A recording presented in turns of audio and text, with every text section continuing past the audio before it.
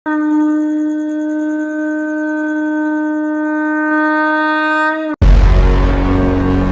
नमः शिवाय। ओम नमः शिवाय।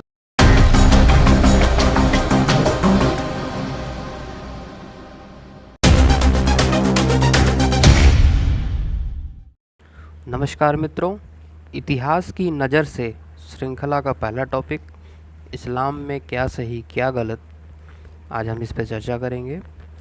मित्रों, शेक्सपियर ने कहा था कि नज़रिया सबसे बड़ी चीज़ होती है। किसी वाक्य, वस्तु या दृश्य के बारे में सभी का नज़रिया अलग अलग हो सकता है। यह नज़रिया उस व्यक्ति के अपने पूर्व के अनुभवों पर आधारित होता है।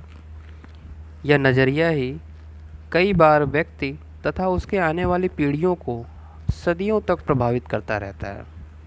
मैंने सुना है, श्री कृष्ण एक बार अर्जुन के साथ कहीं जा रहे थे। सामने मरा हुआ कुत्ता दिखलाई पड़ा। अर्जुन घृणा से भर गए। उन्हें उस मरे हुए कुत्ते की सड़न और कीड़े दिखाई दिए। दूसरी तरफ कृष्ण मुस्कुरा दिए और कहा, वाह, इस कुत्ते के कितने सुंदर दांत हैं। निश्चित रूप से श्री कृष्ण के इसी नज़रिए ने उन्हें साधारण मानव से ऊपर उठने में इस्लाम धर्म निभाई हो। जब अरब में पैदा हुआ, यह विश्व इतिहास की एक महत्वपूर्ण घटना थी, लेकिन इसके सिद्धांतों में जितना अंतर विरोध है उतना किसी अन्य धर्म में देखने को नहीं मिलता है। कोई कुरान को उठाकर पूरी दुनिया में इसके नाम पर कत्लेआम मचा रहा है, तो कोई इसे शांति का पैगाम और भाईचारे का संदेश बताता है। ऐसा इसलिए क्योंकि कुरान में लिखी बातों को लोगों ने अपने अपने नज़रिए से देखा, पढ़ा और समझा। नज़रिए का एक बेहतरीन उदाहरण इस्लाम में चित्रकारिता या कला को लेकर है। आइए इसे समझते हैं। अरबों के आक्रमण के साथ ही भारत में इस्लाम का पदार्पण हुआ। आगे चलकर गजनबी और गोरी के आक्रमणों ने, इनके गुलामों ने भारत में इसका प्रसार किया। तब यह माना जाता था कि इस्लाम धर्म में चित्रकला का स्थान बहुत सीमित है। यहाँ पर इंसानों और पशुओं के चित्र बनाने पर प्रतिबंध था। तर्क यह दिया जाता था कि सजीव वस्तुओं को बनाने का काम खुदा का है। कोई भी व्यक्ति अगर सजीव वस्तुओं जैसे किसी इंसान या पशु का चित्र बनाएगा तो यह माना जाएगा कि वह खुदा बनने का प्रयास कर रहा है और अंततः उसे दोजख में भी जगह नहीं मिलेगी। इसलिए पूरे सल्तनत काल में कहीं भी मानव या पशुओं की चित्रकारी हमें देखने को नहीं मिलती है। बाबर के आक्रमण के साथ ही भारतवर्ष में सल्तनत काल की सत्ता समाप्त हो गई और मुग़ल आए। लेकिन यह क्या, आगे चलकर हम मुग़ल काल में पाते हैं कि चीज़ें अब बदल गई हैं।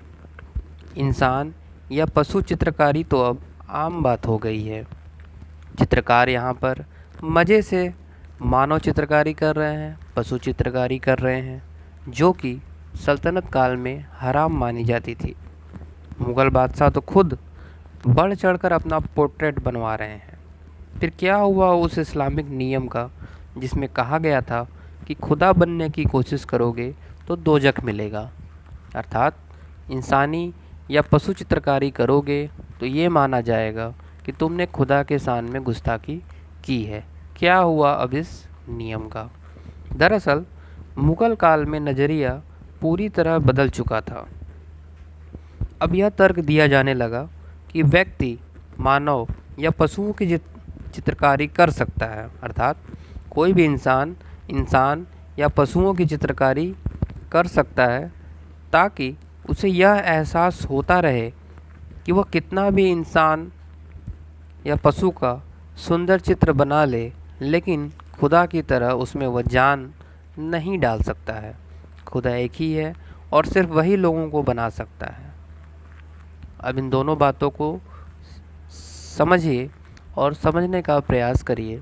जहाँ एक तरफ कहा जाता था कि व्यक्ति या कोई भी चित्रकार किसी भी इंसान का या किसी भी पशु का चित्र नहीं बना सकता है, क्योंकि किसी भी सजीव वस्तु को बनाने का अधिकार सिर्फ खुदा का है।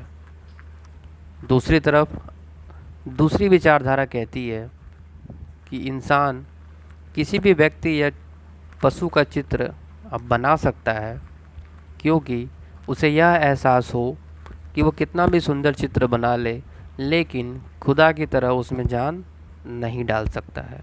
इन दोनों नज़रियों में कितना अंतर है, और इन नज़रियों के कारण किसको फ़ायदा हुआ, किसको नुकसान, यह कहना मुश्किल है।